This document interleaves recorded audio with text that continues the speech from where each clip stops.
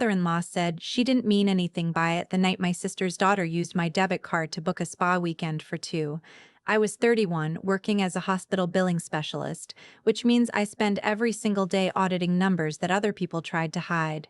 I know exactly what money looks like when it moves somewhere it shouldn't. The charge was $1,140. I found it at 11:30 at night, sitting in my car in the parking garage after a double shift, scrolling through my banking app the way I always do before I drive home. My first thought wasn't rage. It was that specific, hollow feeling you get when something confirms what you already knew but kept making excuses for. My niece was 19. My sister and her husband had been living in my spare room for 4 months. Let me back up.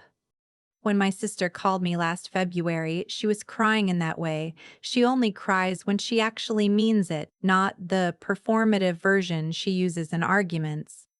Her landlord had decided to sell the building.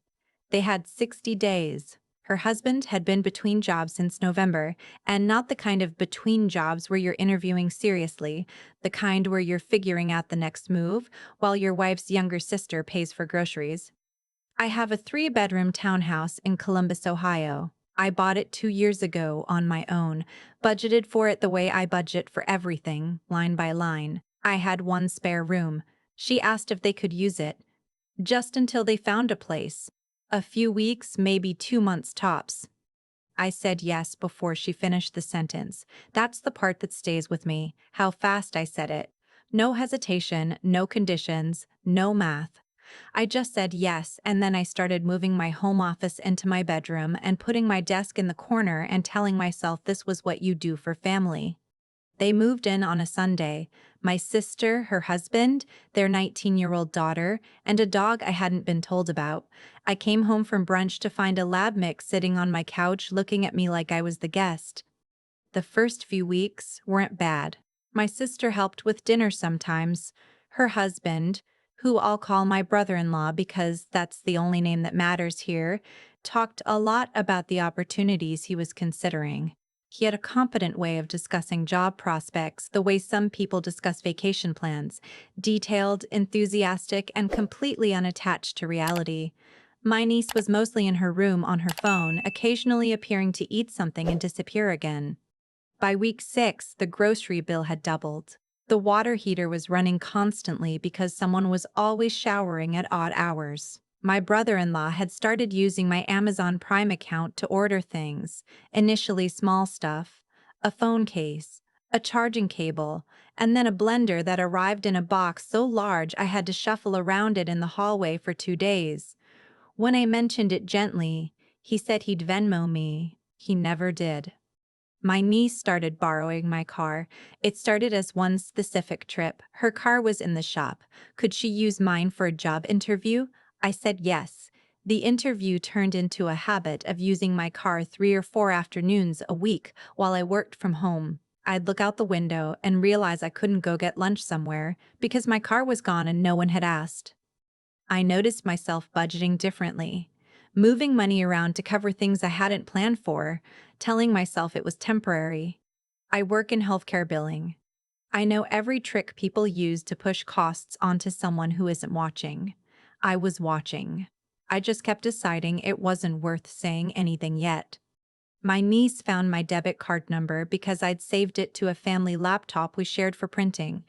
I found that out later. At the time, all I knew was what was on my screen in that parking garage, a $1,140 charge to a luxury day spa 2 hours outside Columbus, placed at 2 in the afternoon when I'd been at work, and my niece had announced she was spending the weekend with friends. I sat in my car for 22 minutes. I did not call anyone. I just looked at the transaction details, opened my email on my phone, and found the confirmation. Sent to a shopping account that had been logged into from my home network, with the delivery notification going to a different address. My niece had booked 2 spots. She had taken a friend. I drove home. The house was quiet. My sister was on the couch watching something. My brother-in-law was in the kitchen, and my niece was not home. I told my sister what I'd found. I kept my voice level. I showed her the screen. She looked at it for a long moment, and then she said, "She probably thought it was fine because you're family. She didn't think you'd miss it." I waited to see if more was coming. An apology, an offer to handle it, something. You know how she is, my sister added. She's young, she doesn't think. 19 isn't young, I said. 19 is old enough to be charged with fraud. My sister's face did something complicated. She said I was overreacting. She said my niece had been having a hard time. She said the economy was difficult for young people and I should try to have some compassion. My brother-in-law came in during this part. He heard the last 30 seconds and immediately threw his arm around my sister's shoulders like he was her attorney. Let's all just cool down, he said. It's not like she robbed a bank. We'll talk to her when she gets home. I looked at them both standing there in my kitchen, in my house, in the home I'd budgeted and planned and saved for, and I understood something clearly for the first time. They were not going to fix this. They were going to manage me until I let it go. This was the plan. It had always been the plan. I said goodnight and went upstairs. I did not sleep. I sat on my bed with my laptop and I worked. I started with the bank, filed a dispute on the charge, flagged it as unauthorized use, and documented the email confirmation as evidence. Then I went through every platform where my card information was stored on shared devices. I logged out of everything, changed the passwords, removed saved payment methods from the family laptop, checked which streaming services had been added to my accounts that I hadn't set up myself. There were 3. I canceled them. I checked my Amazon order history and found 6 items ordered in the past 3 weeks that I hadn't purchased. A skincare set, a portable speaker, 2 clothing items, a candle set that I genuinely had to look at twice because it cost $90 and I don't even burn candles. I took screenshots of everything, matched the order confirmation emails to the login times, built a folder on my desktop that I labeled simply Receipts. By 1:40 in the morning, every financial access point they had used in this house was closed. I hadn't screamed. I hadn't woken anyone up. I had just quietly and completely turned off the tap. I set an alarm for 6 and lay down without closing my laptop. The next morning, I made coffee before anyone was awake. I was on my second cup when my brother-in-law came downstairs, and his face had that particular look people get when they've already tried something and it didn't work. The Prime account isn't pulling up, he said. Not good morning. Not anything else. Just that. I looked at him over my mug. I know. Did you change the password? I changed all of them. He pulled out his phone and scrolled for a second. The Netflix is gone too. And Hulu, what happened? I removed accounts that weren't mine, I said.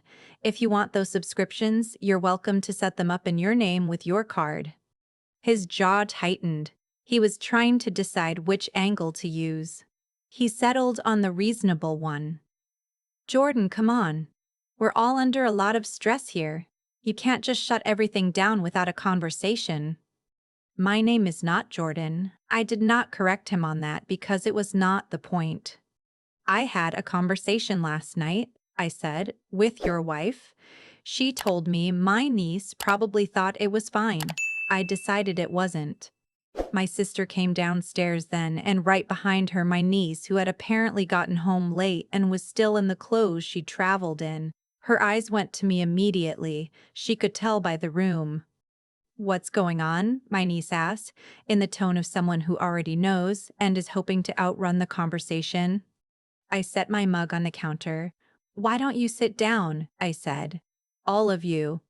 They arranged themselves around my kitchen table. I pulled at my phone and laid out the charges, the spa booking, the Amazon orders, the other smaller things that had been adding up in the background. I kept my voice even. I didn't make it a speech. I just read the numbers. My niece's expression moved through confused to defensive to something I can only describe as calculating, looking for the exit. I was going to tell you, she said. I just hadn't gotten to it yet. You booked it 11 days ago, I said. I was going to pay you back. With what money? Silence. She has some birthday money saved, my sister said quickly. I looked at my sister. Does she have $1,140 of birthday money saved? Because That's the spa. It's not counting the speaker, the skincare, the clothes. It's not counting the 3 streaming accounts that were added without my knowledge. We're closer to $1,700 if you add everything up. My brother-in-law leaned back in his chair. Okay, he said, in the mediator voice he used when he wanted to appear reasonable. That's a significant amount. We hear you. But shutting everyone out of everything without warning, that's a pretty extreme response. We need to be able to function. You need to be able to function, I said, using your own accounts. We don't have the same accounts you have right now. That's the situation we're in. That's why we're here. I understand that, I said. Which is why I've been covering groceries, utilities, your dog's food, the streaming you were using, and the car you've been putting miles on for 4 months. I've done that because you're family and I wanted to help. But helping doesn't mean unlimited access. And it definitely doesn't mean my niece gets to book a spa weekend and nobody says sorry. My niece crossed her arms. I said I was going to pay you back. I don't know why you're making this such a huge thing. My sister put a hand on her daughter's arm, but it wasn't a correcting gesture. It was a closing ranks gesture. She made a mistake, my sister said. She knows that. But you've been so rigid about money ever since we got here. It's like you're keeping score. I let that sit for a moment. The word rigid, the implication that tracking my own bank account was somehow a personality flaw. I'm not keeping score, I said finally. I'm keeping records, there's a difference. And you've been living in my home for 4 months. I think I'm allowed to know where my money went. My brother-in-law tried the guilt angle next, talked about how hard it had been, how he was close to a real opportunity, how my niece was struggling with the transition, being out of her own space, watching other people her age living differently. I listened to all of it, and then I told them what was going to happen.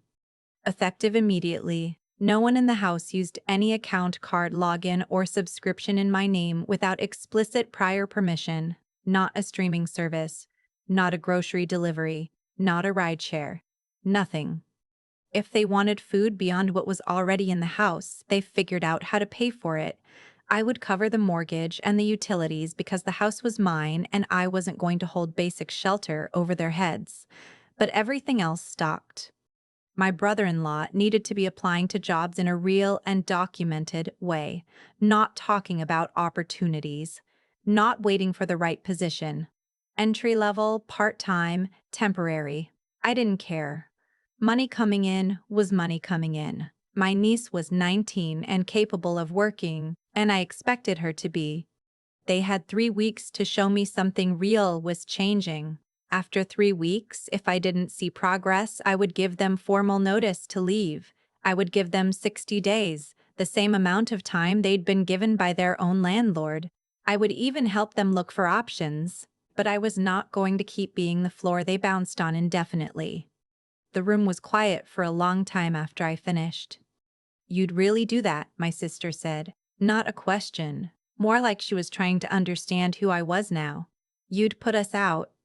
I'd give you 60 days and help you find somewhere, I said. That's not the same as putting you out. It feels the same. I know, I said.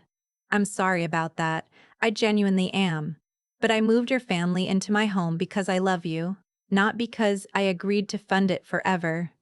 My niece pushed back from the table and went upstairs without another word. My brother-in-law and my sister exchanged a look that had a whole conversation in it, and then they got up too. I finished my coffee standing at the counter alone. The next week was the kind of quiet that feels like weather about to change. My brother-in-law went to 2 interviews that I know of because he mentioned them at dinner with the energy of someone hoping to be praised. My sister picked up a few hours doing remote data entry for a company she'd used to do freelance work for. My niece applied to a coffee shop and got a call back but told me the hours didn't work with her schedule, a schedule that, as far as I could tell, consisted primarily of sleeping until noon and watching videos on her phone. I did not lecture. I did not hover. I printed nothing, left no sticky notes, made no speeches at the table. I just went to work and came home and cooked dinner and made sure everyone knew what the date was. On day 10, I came home to find a package on my porch addressed to my niece. A clothing brand I recognized, the kind that runs $60–70 a shirt. I brought it inside and set it on the kitchen counter. My niece came downstairs and saw it and reached for it immediately. I put my hand on it first. "Did you buy this?" I asked. She hesitated just a half second too long. "It's from a friend." "Which friend?" "You don't know her." I turned the package over. The return address was a fulfillment warehouse. There was a packing slip inside with an order number. I took a photo of it. "I'm going to ask you one more time," I said, "because I'd rather hear it from you than find out another way. Did you open a new account somewhere with my information or any information attached to this address?" Her chin came up. "I used a gift card." "Okay," I said, "then you have the gift card number and the order confirmation in your email, and it won't take me more than 10 minutes to verify that. Do you want to show me, or do you want me to look?" She stared at me, that calculating look again moving through the options. "It was like $40, she said finally. "I had a gift card and I needed to put in an address. I was going to change it after." "You used my address to receive an order you placed." "It's just an address." "It's my address, on a package I didn't order, coming to my door." I set the package back down.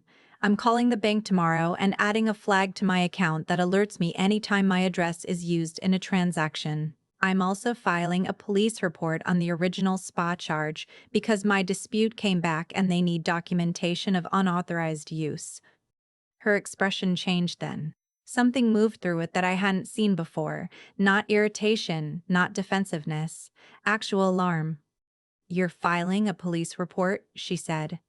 "I filed the dispute 2 weeks ago. The bank wants documentation. That means a report." "You do that to me?" I looked at her. 19 years old, standing in my kitchen in a house she hadn't paid $1 toward, acting like being held accountable was something being done to her. "I didn't do anything to you," I said. "I'm doing something about what you did to me. Those are different." She went upstairs. I heard my sister's door open and close. That night, the three of them had a conversation I wasn't included in. I could hear it through the ceiling, not the words, just the rhythms of it. Urgent, then quiet, then urgent again. I made tea. I watched something I'd been meaning to watch for weeks.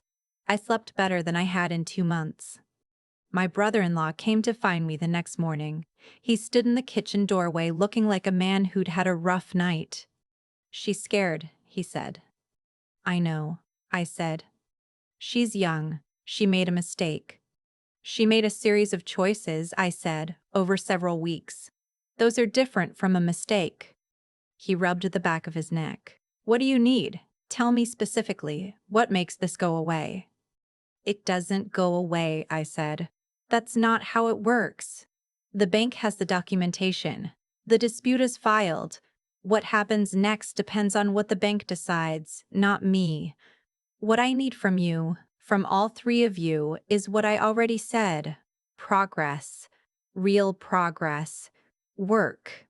A plan to pay back what they can. Proof that you understand what happened was serious. And if we do that, if we show you that, then we figure it out together," I said. "That's all I've ever wanted."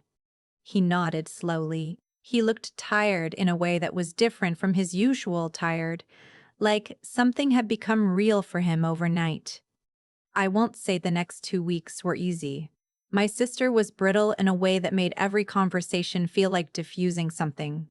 My niece was visibly subdued, cooperative in a surface way, answering questions directly instead of deflecting. My brother-in-law picked up contract work through a logistics platform, not glamorous, not what he'd built his career doing, but he worked 3 days the first week and 4 days the second week and brought home actual money and didn't complain about it at dinner. My niece got a job at a grocery store. She worked 4 shifts her first week. She didn't say much about it, but she came home tired in a way that was different from her usual tired, and there was something in her face that looked, for the first time, a little like the world was making sense to her. The bank finished its review. Between the dispute and the documentation from the police report, I recovered just over $1,000 from the spa charge. Not all of it. The spa had already processed part of the booking as non-refundable, but enough to feel like the ground was solid again under my feet.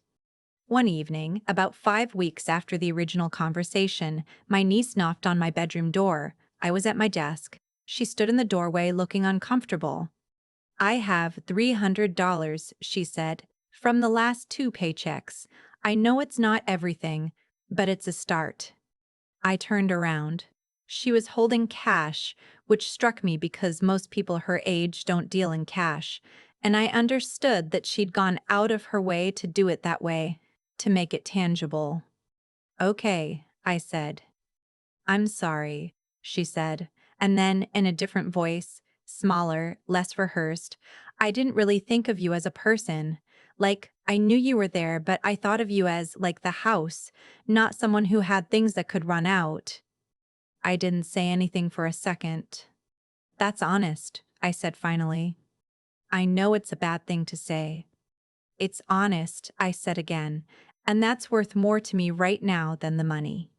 She gave me the cash and went back to her room. I sat there for a few minutes looking at it before I put it away.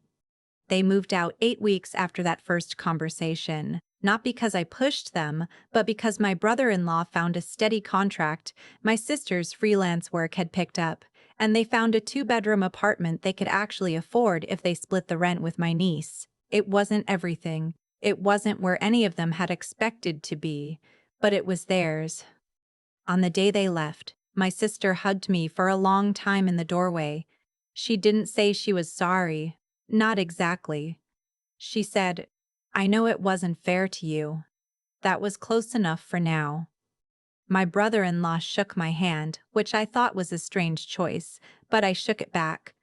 My niece looked at me from the moving van window as they pulled away and lifted one hand in something between a wave and a salute. I went inside and stood in the spare room, which was empty again except for the desk I'd moved back in. I had a few hours before I needed to be anywhere. I made coffee and opened my laptop and looked at my budget, the actual one. The one that had my real numbers in it without all the extras I'd been absorbing for months. The mortgage, the utilities. Ethan's. Sorry, I don't have an Ethan. I mean my accounts. The ones that were mine. I moved some money back into savings, scheduled the car service I'd been postponing, ordered a new bookshelf for the spare room that I'd been wanting for 2 years and kept deciding I couldn't justify. My phone buzzed with a bank notification, deposit received. I looked at it for a moment and then I put the phone face down and drank my coffee, and for the first time in almost half a year, the quiet in my house felt like mine. People talk about family like the word itself is a kind of answer. Like if someone shares your blood, the rules of fairness get suspended indefinitely. I believed that for a long time. I'm not sure I believe it anymore, or at least not in that form. What I believe now is that love that doesn't have limits isn't love. It's an open account that only one person is paying into. And at some point you have to close it, not because you stopped caring, but because you finally started caring about yourself, the same way you'd been caring about everyone else. I don't regret saying yes when she called me from that parking lot. I'd probably say yes again. I just wouldn't hand over the keys to everything else along with it. The thing I keep coming back to isn't the $700. It's the moment my niece stood in my doorway holding cash from her first two paychecks and said, "I didn't really think of you as a person." Not as a confession. Just as a fact she was finally willing to say out loud. And I think that's the most honest thing anyone said to me in those 6 months. What I've learned about cause and effect, real cause and effect, not the version we tell ourselves to feel better, is that it doesn't announce itself. It accumulates quietly. Every time I covered a bill without saying anything, every time I absorbed a cost and told myself it was temporary, every time I accepted "we'll figure it out" as an answer, I was teaching everyone in that house what I was worth, not intentionally, not because I was naive, but because I kept choosing peace over clarity, and those two things are not the same. My sister is a good person. I believe that. My brother-in-law is not a villain. My niece is not irredeemable. She proved that herself. Eventually. But good people, under the right conditions of comfort and low accountability, will take more than they mean to. That's not a judgment. That's just what happens when no one draws a line. What finally changed things wasn't losing the money. It was the moment I understood that protecting myself required the same seriousness I brought to everything else. I work in healthcare billing. I catch errors for a living. I know how to follow a paper trail, how to file a dispute, how to document a pattern. I had every tool I needed. What I was missing was the belief that I was allowed to use them on my own behalf, in my own home, for my own future. That's the thing about self-respect that nobody tells you. It's not a feeling, it's a practice. It looks like printing out a bank statement and putting it on the kitchen table. It looks like saying, "You have 3 weeks," and meaning it. It looks like sitting with the discomfort of your sister crying and not undoing what you decided was right. My niece worked her grocery store shifts and brought me cash in an envelope. My brother-in-law stopped talking about opportunities and started showing up to a logistics contract. None of it was dramatic. It was just people finally responding to reality because reality had stopped being cushioned by my silence. I think about the version of me who said yes without doing the math, who moved my home office into a corner and told myself it was love. It was love. It just wasn't wisdom, and it definitely wasn't sustainable. What I understand now is that those three things, knowing what's right, thinking clearly enough to act on it, and holding the line when it's hard, have to work together. Any one of them alone isn't enough. You can be the most caring person in the room and still end up funding everyone else's avoidance if you don't also think through what you're agreeing to. And you can know exactly what needs to happen and still not do it if you haven't built the habit of doing hard things anyway. I'm glad I said yes when my sister called. I'd say yes again. I'd just say it with a conversation attached about what it means, what it doesn't mean, and what happens when the lines get crossed. Not because I trust people less now, because I finally trust myself enough to have that conversation.